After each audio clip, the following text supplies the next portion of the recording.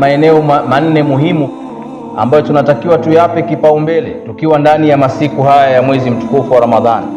Eneo la kwanza kabisa ambalo ningependa kulizungumzia kwamba Ramadhani ni fursa ya mabadiliko, lakini mabadiliko yanayokusudiwa hasa ndani ya mwezi mtukufu wa Ramadhani ni mabadiliko ya nafsi, kuzibadilisha nafsi zetu. Aina ya mwanzo kabisa mabadiliko ni kukiri makosa yetu. Imamu Hasan al-Basri rahimahullah anasema, almu'min qawamun ala nafsi, Muislam ni msimamizi wa nafsi yake, yeye ndo anaiongoza nafsi yake, yeye ndo mkurugenzi wa nafsi yake. Yuhasibuha lillah, anaifanyia tathmini, anaifanyia muhasaba kwa ajili ya kupata radhi za Allah subhanahu wa ta'ala. Hasibu anfusakum, zihesabuni nafsi zenu, mzitathmini nafsi zenu kabla an tuhasab, kabla hizo nafsi hazijahesabiwa na Allah subhanahu wa ta'ala. Kuna njia mbili tu ambazo tunatakiwa tuzipitie, njia mbili za mabadiliko. Ya kwanza, kuwa mkweli na nafsi yako, usidanganye. Kuwa mkweli na nafsi yako kwamba mimi ndio huyu, mimi ndio mwenye makosa haya, mimi ndio mwenye madhambi haya. Kuwa mkweli, ni mimi ndio nimeyafanya.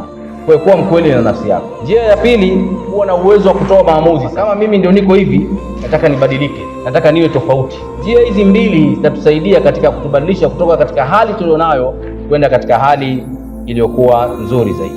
Eneo la pili ni eneo la kujenga mahusiano yetu na Allah subhanahu wa ta'ala. Tunatakiwa tumfanyie Mwenyezi Mungu vile vile vitu vitatu.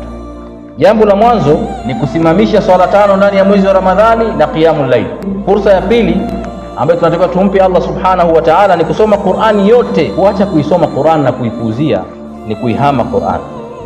Jambo la tatu ni kuomba dua na kunyenyekeza kwa Mwenyezi Mungu subhanahu wa ta'ala. Nani miongoni mwetu asiyekuwa na shida? Ni nani ambaye hapitii changamoto? Tumebeba wote takriban mizigo ya fikra.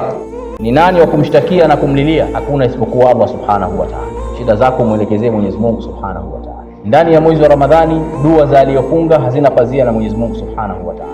Qiyamul layl, Mwenyezi Mungu anateremka katika mbingu ya dunia kupokea maombi ya wenye kuomba.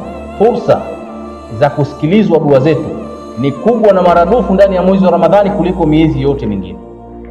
Eneo la tatu ni kurekebisha tabia zetu na uhusiano wetu baina yetu. Masuala ya uongo, utapeli, yote haya yanasababisha funga zako isiwe na thamani mbele ya Allah subhanahu wa ta'ala. Hadithi ya Abi Huraira, Mtume sallallahu alaihi wasallam anasema, man lam yada'a qawla zuri wal amala bihi, yote yule ambaye hatoacha maneno ya uzushi na uongo na akayafanyia kazi maneno haya, laisa lillahi hajatun bi an yada'a ta'amahu wa sharabahu, Mwenyezi Mungu hana haja ya mtu huyu kuacha chakula chake na kinywaji chake.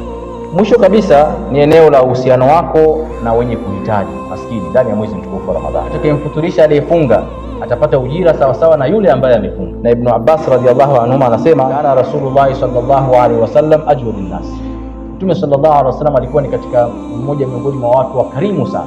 Wakana ajwad ma yakunu fi Ramadhani, na ukarimu wake ulikuwa unaonekana ndani ya mwezi wa Ramadhani. Riwaya zingine zinasema alikuwa ni kama upepo wa kimbunga, yani kila kinachokuja mbele yake anatoa kwa ujira.